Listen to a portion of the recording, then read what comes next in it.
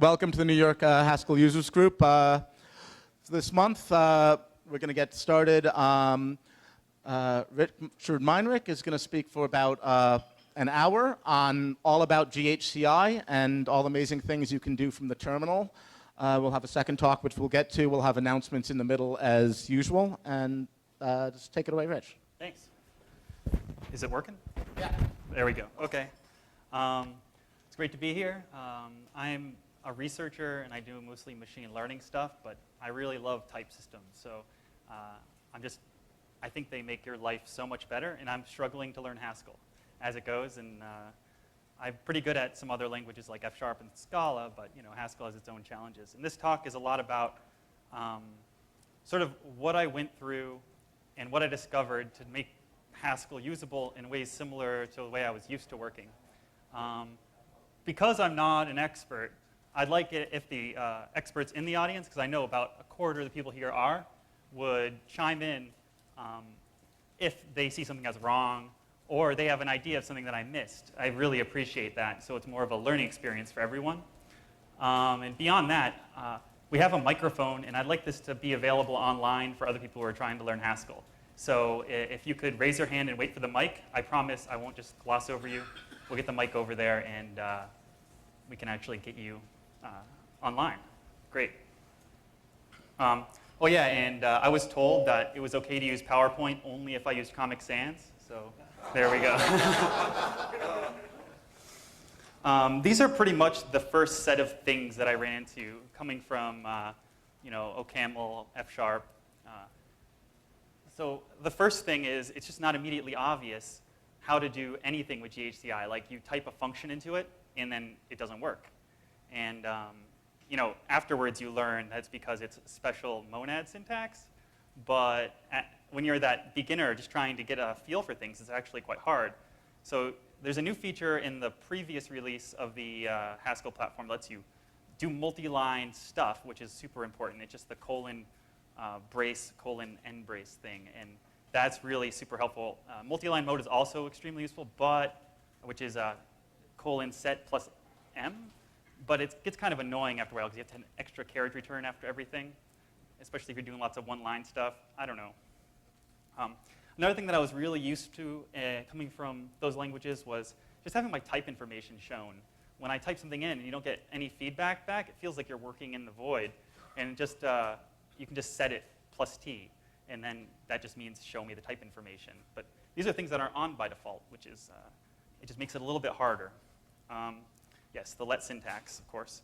And the most recent thing I learned was how to actually do type annotations, because the signature is different in GHCi. I guess signature is not the right word, but you put it after instead of in front of the function or in front of the variable. So it I don't know if you guys can see that down there, but ::int on the end. So these are little things. I actually didn't find that in the docs anywhere. I found that on Stack Overflow. So these are like the little hills that you have to climb in order to learn Haskell, right? I'm not like standard Haskell. I don't run Mac or Linux, so I have Sublime REPL set up. And I found that the options were kind of lame in general. So I put some work in, and I've been working on adding to the Haskell Sublime REPL plugin so that it can actually work like these other languages. Pretty much, it lets you highlight stuff, and it'll remove the indentation. So I started with removing the indentation because I was like, oh, well, I can just write the let-based syntax inside another function that's the actual function, right, on the top of the file. And but then the white space through the interpreter for a loop, it didn't like it. So what I did instead was I just changed it so it automatically unindents stuff to the point where the longest line is preserved as the front. And that makes it really nice. Then I added the ability to chunk a let on there. So I got a regex going that just checks to see if the format is a function.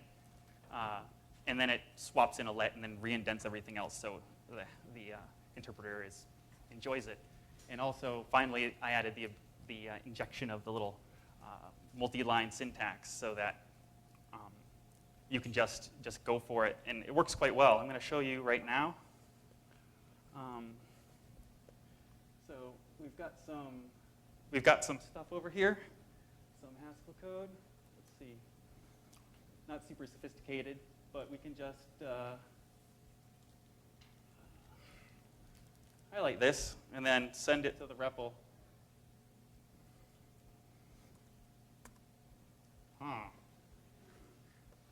Is it working? No. So yeah, the state of Sublime REPL is not super fantastic. So just give me 1 sec while I relaunch the REPL.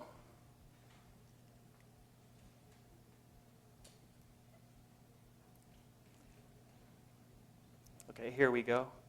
That's much better. I'm going to move it back on over. And now I can just highlight this. There we go. And there we go down there. We have something like it.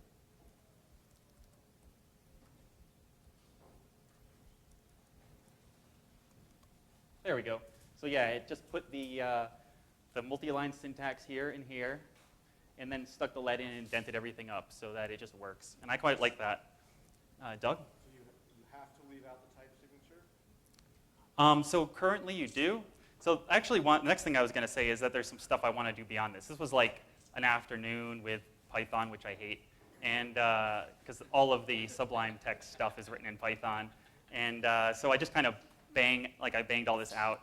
And what I really like is to actually move the type signature to the end wherever it's appropriate. And I would also really like to be able to select more than one thing and just have it like chunk it up and send it to the REPL one at a time. I think that would be sweet. Because one thing I find myself doing in F# quite often is I'll have like a chunk of a file that I know, like the only things that reference each other are these few functions here. And I can just highlight it all in, send it to the REPL, and then play with it in that context. And that's quite nice. Although I've been coming to learn through my playing with the REPL is that Haskell actually really wants you to work from files. It really likes files. It's got a lot of power behind that, and it's got a lot of options behind that. And it's not, I mean, the coding in the REPL is sort of an afterthought almost, which it makes sense because it is a really powerful environment. All right, let me move this out of the way. Oh, wait for the mic. I can speak up. But there's no microphone. It won't hear you. You cannot hear me? No, but the microphone, like the people on the video won't be able to hear you. Is it on, Doug?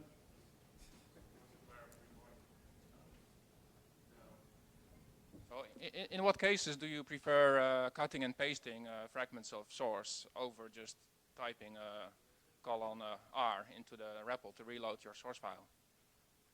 Well, you have to change the source file in order to do that, right?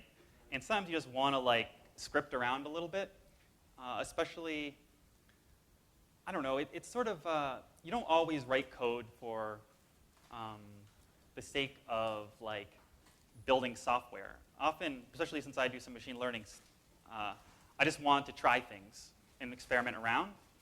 And I don't always want all the other stuff. Like maybe I want to redefine a function up ahead of the other functions and then have that function be in terms of that.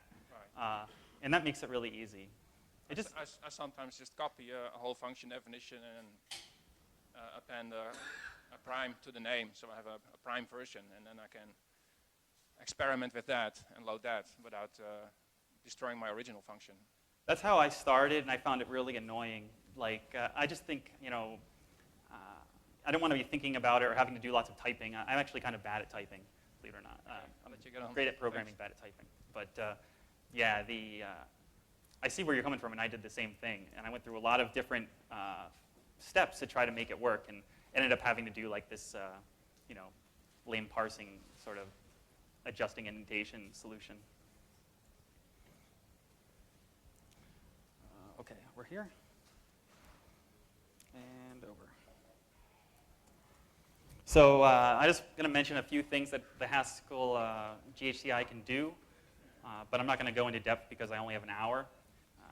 So one thing that it's pretty cool about it is you can just make shell scripts with it, and they run on Windows quite nicely too.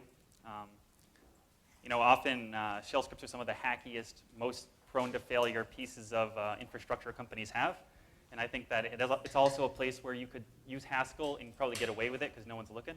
So I think that might be a good target. But overall, it's pretty easy. It's not even worth going into too much. There's also a ton of things you can do with GHCi custom configs, whether local to the particular project where GHCi is running or globally. Like this example here just searches Google for you. It's right from the wiki. And there's a whole lot of them on the wiki. I mean, apparently Haskellers love playing with this in general. And I can see why, because it makes their REPL extremely powerful and useful for just sort of all of the things in the context of Haskell you might want to do. So I recommend looking into that if you find yourself spending a lot of time. Also, it's really just great to be able to set things that I'm used to, like +T, to have always +T on. Those are standard things. Another thing that you can do is play with language flags. I mean, Haskell has a crap ton of different language feature add-ons that can be turned on and off, and it makes the REPL a really safe place to do it. And also with the new version that just came out of the platform, you have set I, so now it doesn't impact the files that you're loading. You can say, I just want this to be in the context of the REPL itself and not the files it loads, which is pretty cool. So you can see how it sort of works side by side even. Okay, now we're gonna get into the basics.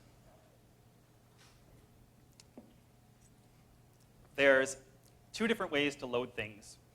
The first is load compiled if it exists with just standard load, and then there's load star, which loads interpreted. Now this interpreted, I'm going to come back to it in a minute, this difference between interpreted and compiled, but it's actually pretty strange. It adds a bunch of complexity. So I think that if you're new to Haskell, you probably should just stick with interpreted unless you're trying to do something that's really computationally expensive. And reload just takes the things that you already have in context. Whatever you loaded explicitly, that will load dependencies automatically for you too. And reload will reload those things that you loaded explicitly and may or may not reload their dependencies based on whether or not they're needed. Finally, show modules is just basically shows you what's loaded. And that's really, that's it. There's lots of other ways to browse, but it's important to have these basics down. So I found this pretty interesting. You know, if you're just trying to swap code in and out and fast, I guess interpreted is the way to go. But I mean, on a modern computer, a load time of even twice is probably going to be insignificant. But the fact that the dependencies must be compiled explicitly, like for everything that you want to have loaded through the compiled methodology, you have to do this, which is pretty annoying if you're just playing around. It's an extra step to think about. And you also only get whatever is explicitly exported instead of being able to play with the whole shebang. I think I would really like to see the ability to do some more like compilation under the hood instead interpreted mode, like a kind of hybrid mode would be really nice to have. But you know, overall it works pretty good because if you need that performance and you want to play with that, it's there. You just have to deal with a little extra complexity. And then if you don't, you can just work in interpreted mode. Next, you have to know about how to control your scope. Pretty much, you've loaded something, right? And when you load it, whatever you explicitly loaded is put into context. But you have all this other stuff loaded, and you need to be able to like, pull in other contexts. So you can do that by using the module command, which either adds or removes things from your scope. And it's pretty simple overall. You just say plus module, minus module. You give it a list. You can put a little star on it, and that star will open the full scope if it's not compiled. So it's very basic, easy stuff. It just, oh, I didn't mention this. I actually meant to. But I really like this about Haskell, actually. I thought this was really cool. The fact that when you have a sort of a namespaced module, it implies a directory structure, which I think is actually pretty nifty, because that means that no matter where you go, you know where things are going to be in the file system, which is not the case with many modern programming languages. Like they could have crazy namespaces all over the place, nested files and subdirectories and whatever else. And unless you look in some sort of aggregate build file, you're not going to know how they interrelate. This sort of imposes a nice relation between them.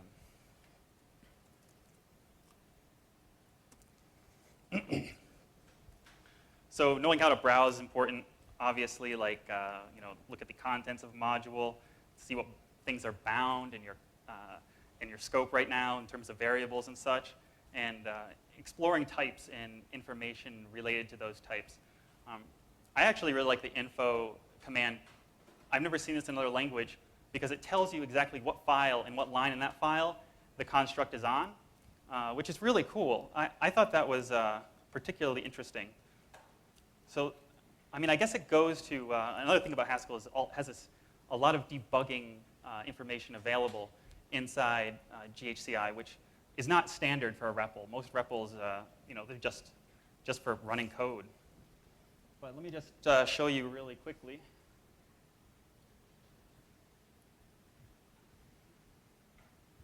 So, sorry I have to do it this way. My computer blue screened when I tried to do like the double display, like show at the same time, so it's kind of unfortunate. But that's Windows for you, right? Why does it like name? Hold on one sec. Let me just reload this REPL. Yeah, I think the next release of Sublime REPL is going to be way better, but as it is, it's kind of, oh man.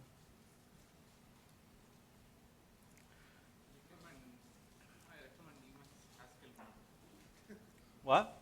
I recommend Emacs-Haskell more. I just don't want to learn I don't want to learn Emacs. I don't even spend most of my time writing code. I spend most of my time writing on blackboards and whiteboards. Coding is sort of ancillary at this point in my career, so it's like, I mean, I love writing code, don't get me wrong, but it's not what I do. Okay, so L is load. Most of the commands you can just use the first letter for.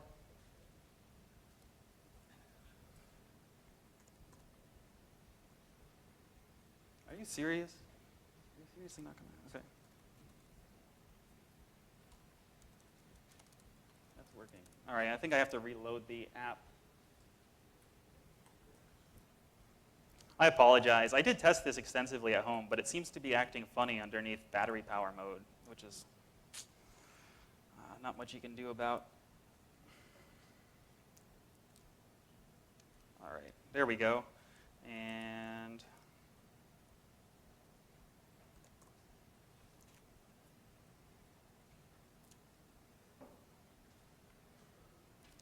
but I think Sublime Text, as far as like generic text editors go, probably the best out there, for Windows at least. I think it started on Mac, but I'm used to Visual Studio and MATLAB mostly. So,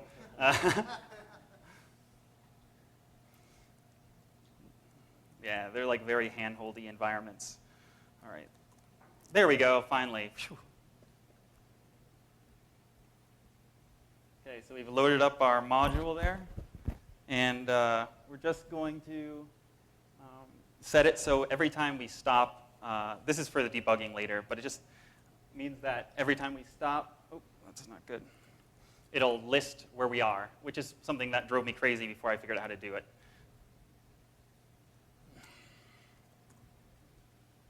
So yeah, when you hit a breakpoint or move, you want to see the actual code that you're touching. Most of the time, people these days are used to visual debuggers, so you do get that, like little markers. But Haskell by default doesn't show you, so it can be quite confusing unless you constantly are typing list. And then, so we're just going to see the browse command really fast. And it just shows you like what functions are defined, what data types are defined, and their constructors and such. And finally, the information thing that I was talking about a minute ago. So yeah, see, it tells you the type signature, but also the location where it's defined.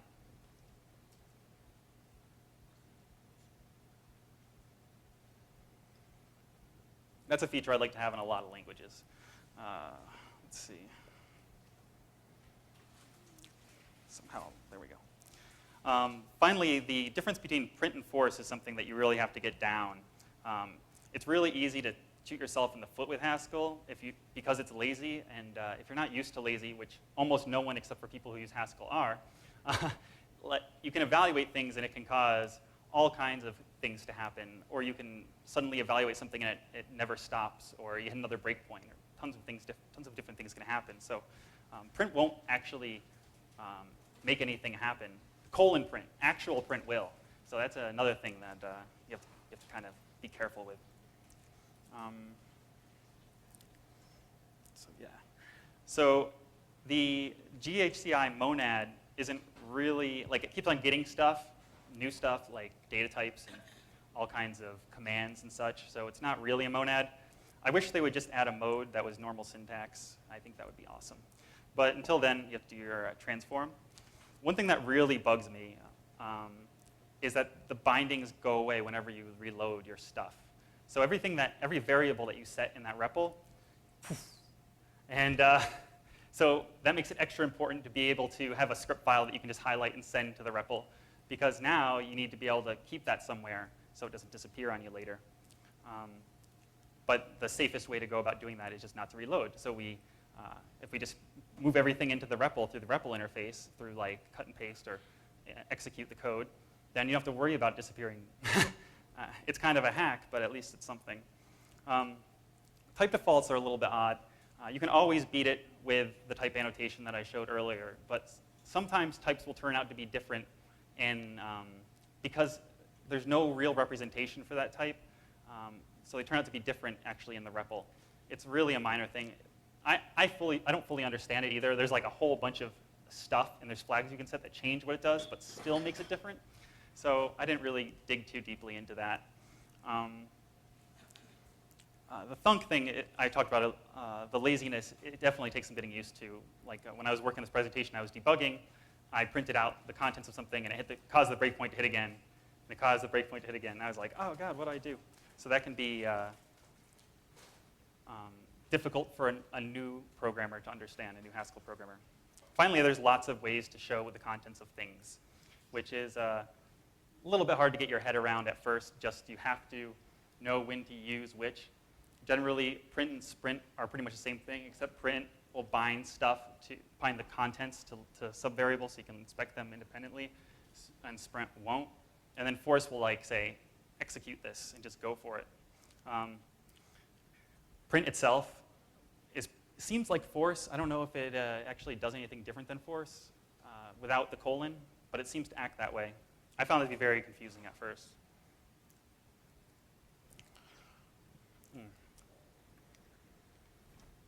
So this is the meat of the presentation. We're going to look at debugging. Haskell actually has a lot of great debugging features. Some of them actually are, they have some sort of equivalent in some other languages, but nothing quite the same. The fact that you can set a breakpoint, and as long as you're using trace, go backwards in history is pretty amazing, actually. I think that's quite cool. And the only thing I've ever seen like it is .NET has a newish feature, but it takes up tons of storage space, but you can actually record the entire execution of a program and then play it back and set breakpoints. But it's a huge hassle and it's slow, and this is quite nice, actually. It's very streamlined. And like I said before, the scoping, the execution ordering, and the laziness is something that takes time to get used to. So let's break this out. Here we go. There's the cursor.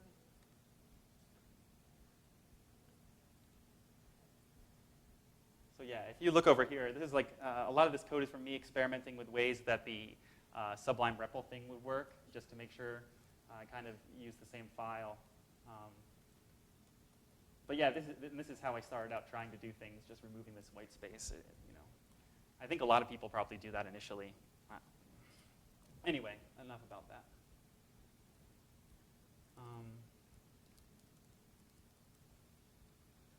So yeah, that's a simple annotation. Went through it before. And so let's get into some breakpoints. So on line 6, the syntax for breakpoints is the module name, the line number, and then the column number. But it defaults to first line number, and then line, column, and then, yeah. So on line 6 over here,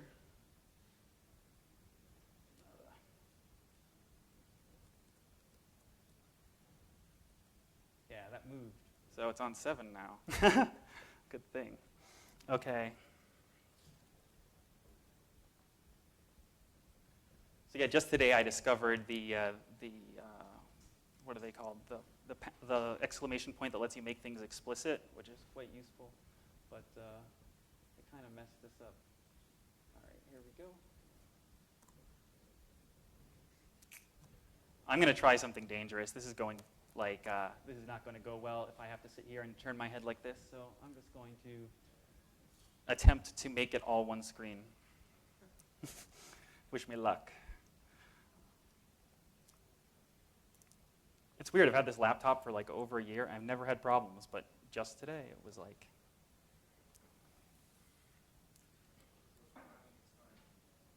Huh? Yeah, I think so. It's just like looking out to get me. This isn't the worst it's ever been for me, though. I had a presentation where I just got a brand new laptop. It was actually a netbook, and I practiced it, and everything worked great. And then I went to the presentation, and I didn't have the power adapter, and I plugged it in without the power adapter, and it was just rainbows on the screen, like nothing. It was, oh my God, what a nightmare. I actually had to use my friend's MacBook, and it was a .NET presentation, and so like I couldn't, I was just floundering the whole time. It was, all right, let's see. Show only desktop 1.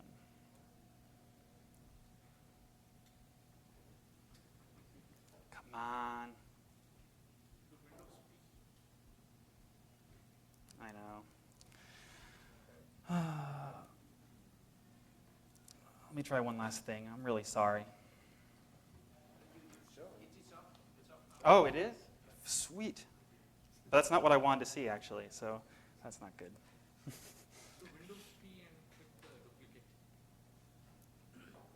I did that before. That's what caused it to blue screen. I'm trying to use the normal settings. All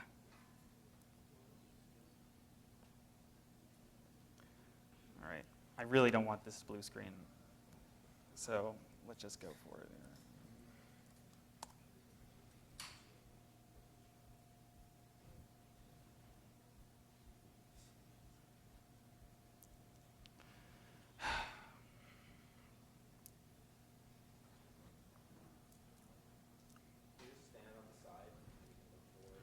I guess I could do that. Yeah, that's probably a pretty good idea right there. This is going nowhere. Yeah. Smart man. All right, let's do this up. I'm gonna have to spend tomorrow figuring out what went wrong. All right.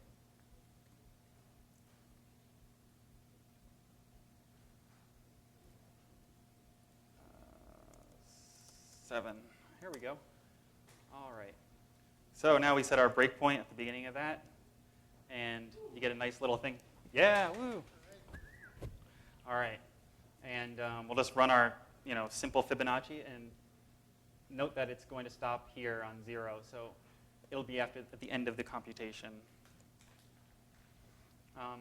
So what we see here is it shows you the nice little code block because we set that auto list thing earlier. It wouldn't show you that otherwise. And then it shows you exactly where, and this little star means that you're in a breakpoint. Or I'm sorry, this means you're in a breakpoint. This means your scope is main everything in the main module, not just the exports. And I think it actually shows me the contents of stuff if I scroll up. No. All right. So yeah, the list is in there. It's not necessary.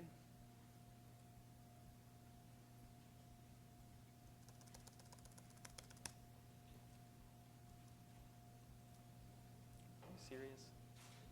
Yeah, Sublime REPL needs some work. I hope to help it out because I like the environment in general. Okay, so we have n, and we can look at the contents of n, but I don't think we have an n in this case. No, we just have the, so actually I was supposed to break point on the one without that. So that's 9.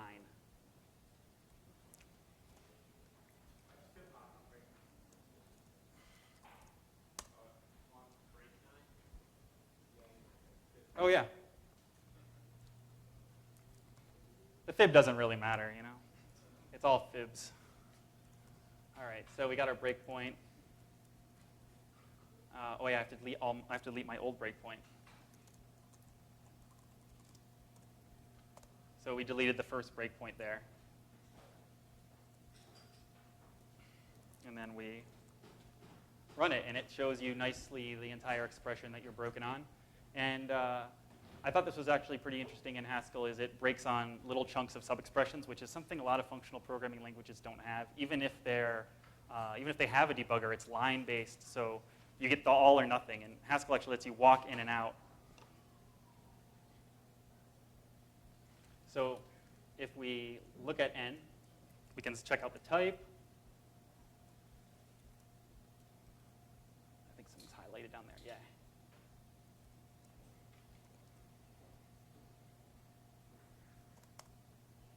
Oh, come on. There we go. And we can print the contents. These are pretty standard commands that I showed you earlier. Nope.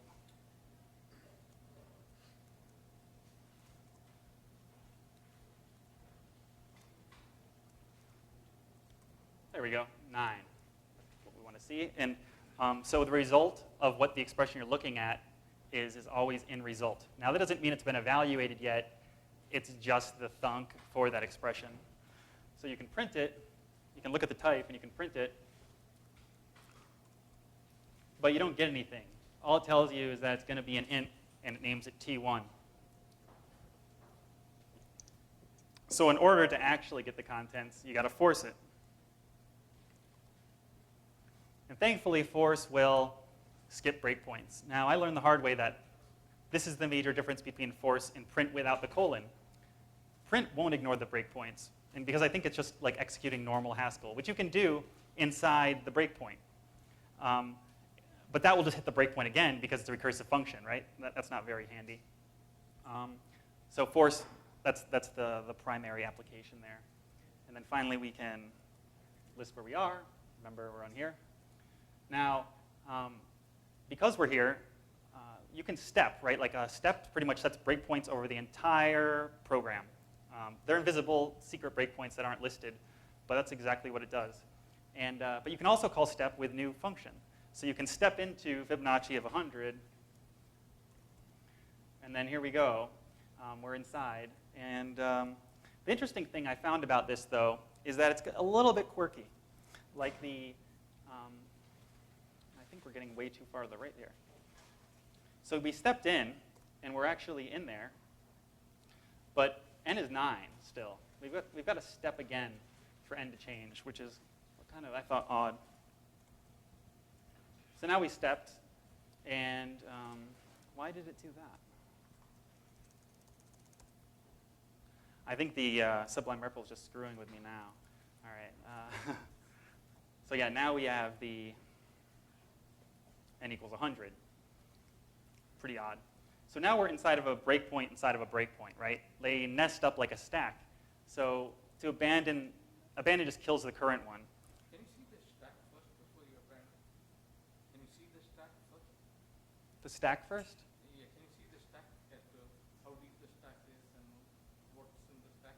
Well, these are both the first breakpoint, so it's going to be shallow. Oh, you mean can you list the stack? Yeah. That's a good question. If you put the trace on, you can definitely see the stack, because that means it's saved all of those states. But I didn't see a command that lets you actually just keep track of the stack. You can't navigate the stack. Like the memory layout on the stack? No, Well, in most languages with a debugger, when you hit a breakpoint, you can see the entire stack of function calls that got you there by default. That's a pretty... I can't see anything that's a tail call. right. Even in interpreted mode? It wouldn't be safe for tail calls otherwise. Oh, I'm sorry. I forgot about the microphone. So, well, If I could just really briefly, you don't have a call stack in Haskell. That's the problem. Oh, that's a it's good a point. graph reduction machine. So there was an enormous amount of research that went into when you have the trace on a stack, it has to invent a stack for you that would not otherwise exist solely for the purpose that you can think of it the way you're used to in other languages. So that just to make that clear. see, this is the kind of things you have to go through, the trials by fire to become a Haskell programmer, right? But I think it's worth it. So yeah, the trace isn't actually a stack trace. It's like a sub-expression replacement trace or something. It's kind of crazy. Well, I'll show you it later. I mean, that's part of the presentation. So maybe we can explore that together. All right, so we're going to abandon this. And this is another oddity. So after you abandon it, so now we're back to our original breakpoint, as you can see. But when we look at n, it's still 100. So you got to be careful with that. Oops, stupid caps lock. All right, so you got to be a little careful with that because this nesting of breakpoints, it doesn't reevaluate or refigure things out. You have to move again for it to actually figure things out. So, but if we just step again, now we're at this little chunk of it. So before it was the whole thing, and now it's deciding to evaluate the first part of the plus. And we can look at n. And it's 9, like before. Yay. All right, sweet. So now we're completely gone. There's no more little breakpoint notation over there. And we can look at our breakpoints, and we have our one breakpoint. And star just deletes all your breakpoints, which is often very useful. And they're gone. All right. So for example number 2, we're going to look at fib2, which is now on 14.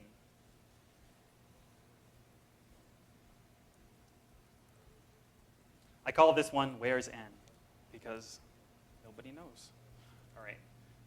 So we've got a breakpoint. It continues to number them even after you've deleted the previous ones.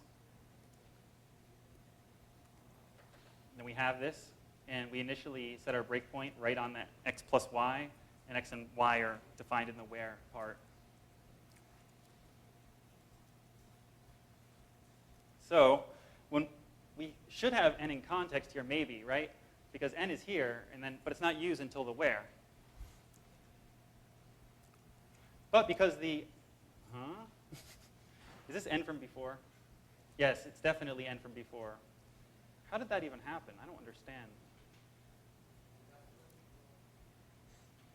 I don't know. Anyway, we called it with 10, and it's 9 here, and that's from before. So let's try this again. I'm just going to abandon this.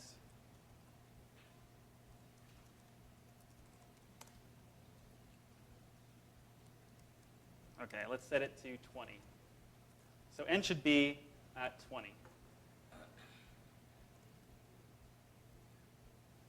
So when we print n, oops.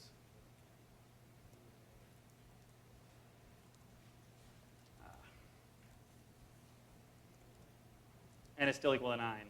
This is not what I expected to happen, but I guess it's because I ran these independently. But this is like some other n. It's not that n, which is a little confusing, I think. But we can look at, normally what it says, if you haven't run anything before, it says n doesn't exist. And if you look at x and y, they're there, and they're unevaluated thunks. And you can just force them, as before. And it ignores lots of breakpoints because I put 20. Oops.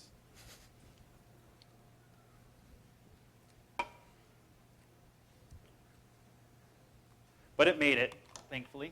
And we have our x. And now we can step in. So that didn't actually save it, though. Like, that was just a side evaluation. So now we have our step, and we step into the y. Why is it y? Maybe it did save it. I don't know. I don't think it did, though.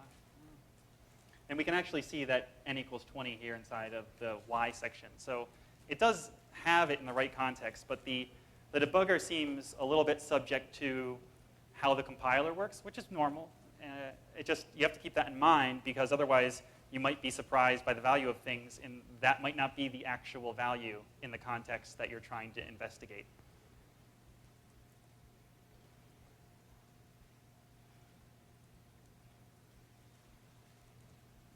So now we're inside.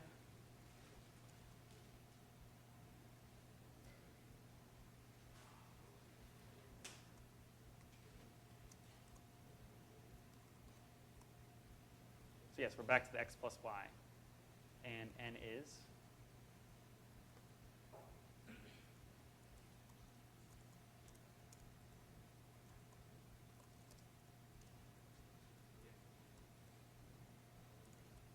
Still 9, even though it changed before. So that's a little odd. I don't know. So to get out of this, we just abandon and then delete our breakpoints. I'm not trying to say Haskell isn't fantastic because I think it's really awesome. I just think it's important that if you're working with this stuff, you have to know about these little edges. Otherwise, it can really get you.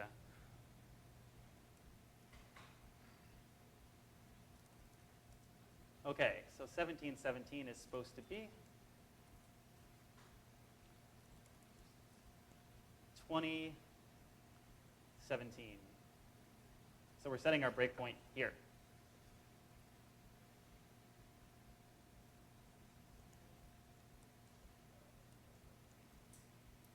So this is just a standard demonstration of how an imperative programmer or a functional, non-lazy functional programmer would get stuck. But it's also the first demonstration of how we're using trace. Now, trace is the magic time control mechanism in Haskell. Oh, yes. Oh, wait, can we get the microphone? Sorry, do we have it? I should probably just hold one up here. We have 2 of them. There we go. Testing? No? This doesn't seem to be working. Hello? Okay. Is there any command like print which evaluates its argument but only the outer constructor? So for example, if it was an empty list, it would just give you nothing. If it was a con cell, it would bind the, I don't think so. I think you would have to like write code to pull it out. You know what I mean? You'd have to write the case statement yourself. Yeah, I mean, you can do that. It is a full Haskell environment at the REPL, so you can like pull the thunk out and then evaluate it manually, but there's no, as far as I know, there's no command to do it. I see, okay. Unless I'm wrong. I mean, I could definitely be wrong. Yeah, I don't know of one. That would be a cool feature, though, definitely. Okay, so now we're going to use trace. Trace is just like what we were doing before, except now it keeps a history of all the stuff you've done up to 25 steps by default, and you can set it to do more. So we are right here. It's got the nice little arrow telling us that you are here. And we can look at X, but it's a thunk. And if we look at our history, there's no history. There's one call. Like, this is it. And this is actually, I think, one of the things that is hardest about debugging in Haskell is that there's no real way to say this is where the computation ends, and so this is the right place to look. So you can force it at this point.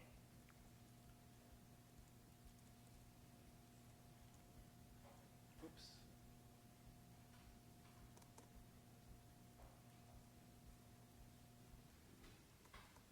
There we go. So you can force X, and you get a result. But when you look at your history, you don't have any. So you have to be a little bit clever about getting things evaluated if you want the history of how they are evaluated. You also can't do, you can't just go trace X because there's no breakpoint. So it'll evaluate it and give you the answer, but all of that history is just thrown away. So that's it takes some thought because especially when you have like co-recursive functions or functions with more than one case, or especially like branching recursion, it's like no matter where you put the breakpoint, you're going to miss some stuff, right? So I just wanted to point that out. There are workarounds, though. Like, oh, come on. All right. So now we've got our simple trace that actually works. Oops.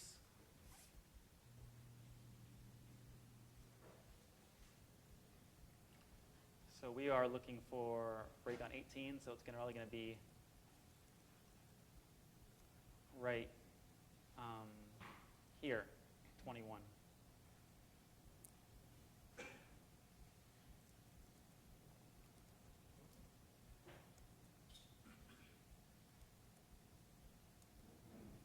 Now we're going to trace.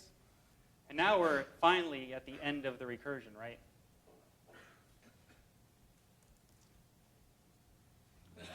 Although I don't know if it evaluated everything, because if it really was branching, then it would matter which side got there first. But we can figure that out. We can look at our history and see exactly, all those ignored breakpoints, sorry. This is way harder than it looks.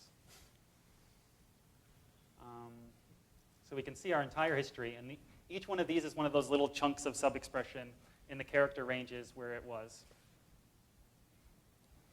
But you don't have to really explore it that way. Because it's a linear path, you can just look around. It's a lot like Zork.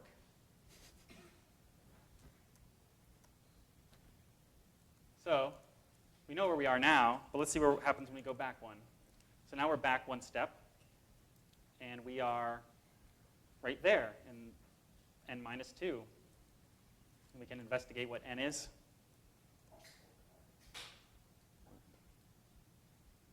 And it's 2.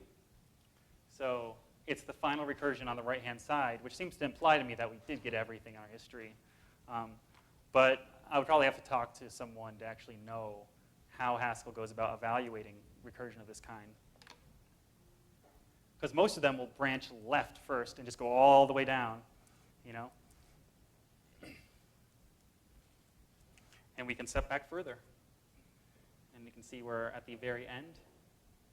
There's one step that's always like, I'm not really anywhere except for all the way out on the right-hand side. I don't know what that implies, but... So we step back again, and now we're on the right-hand side completely. We're going to call, this is the full recurse, not just the little n minus 2 sub-expression. And we can look at n here, and it'll be exactly the same. 2. I know it's not a very interesting function, but I think it gets the point across about investigation. And then, now this is kind of interesting, because we went back in time again, and we didn't go over into the inside of this or the entire thing here. We actually ended up at 1, because 2 minus 1 is 1, and so it was recursing. So it really is like a list of events in the order that they happened that you're moving backwards through.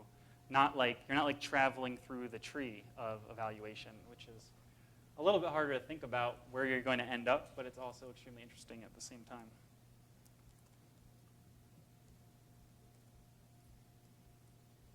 Oh yeah, so we just did that. And then we end up back on the outside, on the left-hand side, like we probably all expected, yeah? And n is 2.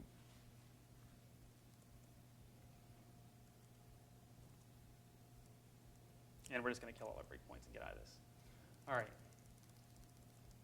So this is my favorite fix that I found, and I was hoping that maybe a great Haskeller here would help me find a better fix. But there's a compiler feature that I found that is really interesting. It's called bang patterns. And what bang patterns let you do is you can just wrap something else. Here we go. And put an exclamation point over here. And then this will be evaluated explicitly now, as soon as it gets reached, which is really nice. Now, the only downside I could find with bang patterns is that you can't set breakpoints on things that you put in the debugger. So it would be really nice to be able to wrap an arbitrary function in a bang version, or use a bang combinator or something. Carter, do you want to use the microphone? Here. I think if I hit mute, testing, there you go. You can put the bang on the parameters to the function. Or is that not rendering right now? Like you can put a bang in front of the queue in bang fib. Oh, yeah, but it doesn't help me because, so like here's the case that I'm talking about. Yeah. The case I'm talking about is you have a library and you want to investigate it with trace. And so what you want to do is just see what happens when you call a function. Now, there's really no way to do that unless you extend it by making another file and doing a bang version of that and then tracing that. But it would be really nice if in the REPL you could just define a trace version and then breakpoint on that x that you just defined in the REPL. It would probably be a small thing to add to Haskell overall. And then it would let you just sort of arbitrarily, you could just call a function with another function, and you would have the result there that you could just investigate. So I found this to be kind of a lifesaver in my investigations. Let's make sure we're set on the right thing. So we're 48, and do I not get to see? It's probably the same indentation. Oh, sweet, it's right. All right, so now we're just going to break over here, and I'll prove to you that it works. I know you probably believe me, but... So we set our breakpoint. We're on the x, like right over here at the end of the bang fib, which all it does is call the other one that we just tried to investigate x in, and it didn't work. And we can print x and see that it actually has a value. And then we can look at the history, and it actually has the whole history of execution of that other function. So I like that hack. I just wish I didn't have to load something to do it. It would be really nice to be able to just do it inline inside the REPL. But it's still pretty awesome. And we can go backwards and find ourselves in trace fib at the 0, and then backwards again, and we're back over where we started and we were looking at things before.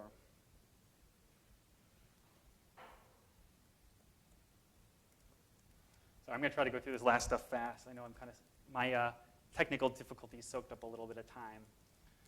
The other situation that I found that I really liked with this was that you can have breakpoints on exception, both caught and uncaught independently in Haskell, which is a really nice feature. And it lets you just, if you have an exception, it'll just break there and you get the trace if you get the whole history if you use trace to call it, which I think is quite cool. And it's a great argument for assertion code in Haskell, which a lot of Haskellers might not do otherwise because type safety is fantastic.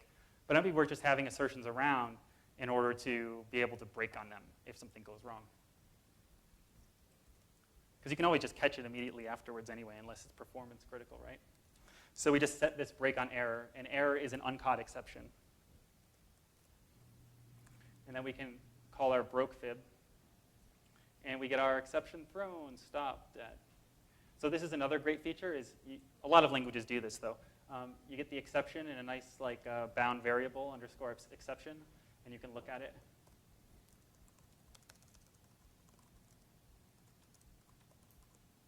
Thank you.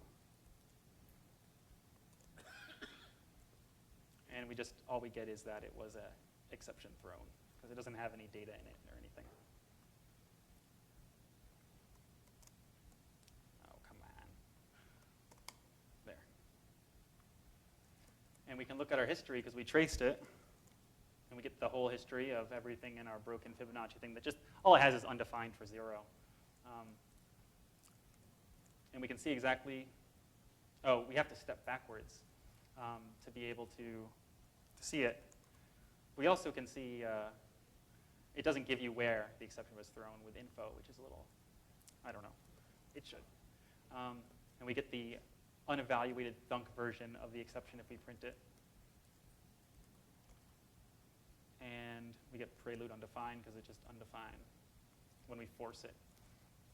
So we don't have any information if we try to list.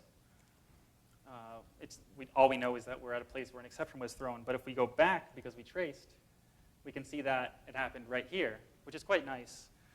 I think so, at least. And then we can go forward, and then we're back at the exception where it was thrown. And everything is good. So that's quite a powerful feature of Haskell. So finally, we just have an assertion version of the same thing, where we just have, I use the control.exception assert, and it pretty much is a function that takes a predicate and then another function, like it takes a Boolean and another function, and then we'll throw that the assertion failed. So you can just shove that in anywhere. It's quite nice. And so you can just do it and then apply it to our factorial. I'm not going to go into details because I'm running low on time, and I want to finish the actual text of the presentation, but I assure you it does exactly the same thing as our undefined before, and it's quite nice. It highlights the assertion. It's pretty amazing to do all this from a REPL. I don't know. I think that's cool.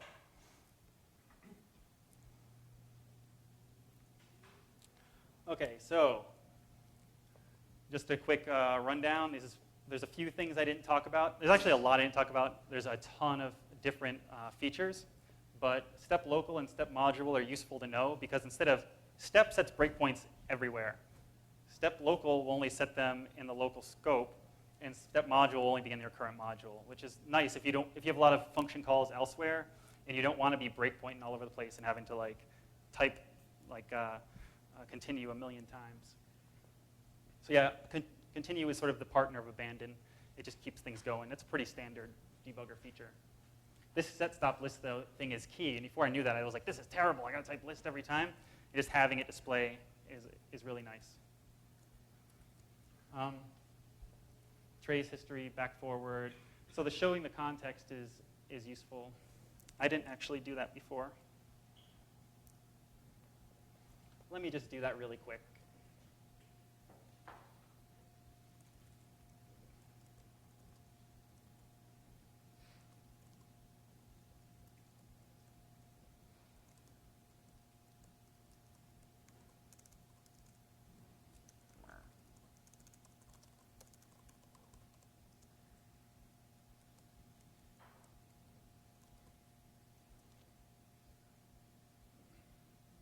So you get, normally it tells you exactly where, which is why it's useful. But I guess if your assertions and their exceptions are thrown, you lose all that information. In any case, F break on exception is any exception. F break on error is only when it wasn't caught by anything. And then we have our resultant exception. All right. So this is the last slide. So you have to think hard when you're debugging Haskell about the way Haskell works, which makes sense because it's Haskell. But there are some tricks that you can do to make your life easier. Bang patterns, my favorite. Bang patterns in a secondary HS file is nice if you don't want to actually have to keep changing it. There is a way to implement conditional breakpoints. There's a way to do almost everything with GHCi. It has a complicated macro system, and you can actually use the existing features to build your own breakpoints with like 2 lines of code. I had no idea what they did, so I just kind of left them alone. To be honest. I also think the assertions really nice to have, especially Haskell is an extremely safe language, except in some cases where you have like integer overflow and such. So it's nice to have the assertions around, and also it's nice that you can just breakpoint on them and see what's going on. And if it's a simple recursion or a simple program, you just have to look for that last evaluated value and then set your breakpoint there. But I don't think it's always obvious what that is, especially for a new programmer in Haskell. So just the tip of the iceberg. So go on like the mighty Titanic and discover the rest of the features of GHCi. Thank you very much, and thanks for putting up with my technical difficulties. Are there any questions before I? Fantastic. All right. Okay, so yeah, I know I learned a lot about GHCi from that. I think nearly everybody only uses some tiny subset of the features, and there's sort of a wealth of knowledge there about things we can all do. I know Ray has a quick announcement, and then I've got a couple quick things. Hi, my name is Ray. I'm one of the organizers for Lisp NYC, and I just want to let you guys know that we're actually holding an international programming competition this summer with over $5,000 in cash prizes. We have an incredible lineup of judges, including Peter Norvig, Jerry Sussman, inventor of Lisp, Matthias Fleisen, inventor of Racket, and numerous others. Now, you may be wondering why I'm announcing this at a Haskell meetup, and it turns out there's a loophole in our submission criteria, and you can actually submit a Haskell program to the Lisp competition. And you may be wondering, well, how do I do that? And the answer is you write a meta program. If you actually write a Lisp interpreter, compiler, or translator in Haskell, we will actually accept that as a submission. Anyway, this is really going to be a lot of fun. It runs through the entire summer. The website is lispinsummerprojects.org. That's a recursive acronym, and I'm ashamed to say that Haskell would handle that just fine because of its laziness. but if you tried that in Lisp, you would get a Stack Overflow. So thank you very much. So really brief pitch before we get Carter's talk, which, I mean, if you thought stepping into expressions was low level, wait till you see what you're stepping into here. Sorry, no pun intended. As usual, I'm just shaking people down because we need talks. We need to keep generating good talks. We keep having great talks. A lot of these talks are because I have shaken these people down. So, and so here's a list of things that might be interesting to talk about, because you can talk about if you have your project, your thing, please come up and do it, or your area of interest. But if we want someone to talk about template Haskell, we have constraint kinds. Someone can explain what a kind is and what a constraint is, and therefore what a new feature called constraint kinds does. Type holes probably don't fill a whole talk, but that's a new feature that a lot of people, I'm sure, are not familiar with. A talk maybe just on the basics of type inference. We had this whirlwind tour of 1 hour ML that did type inference en passant, but if someone wants to just make that part clear to people. There's a variety of other ideas out there. If someone feels competent to talk about Idris or Agda, we could have a bit of a loose intro to independently typed programming. Those are just some ideas. Anyway, anything that's a new feature, anything that's a feature that is just a bit above beginner level, something that you would like to learn more about, these are all things we would welcome talks on, and we'd like to keep having high quality talks. So if you think you might be coerced into giving a talk on this or another topic, please come up and talk to us afterwards, and we'll see where we can go. So Carter, if you want to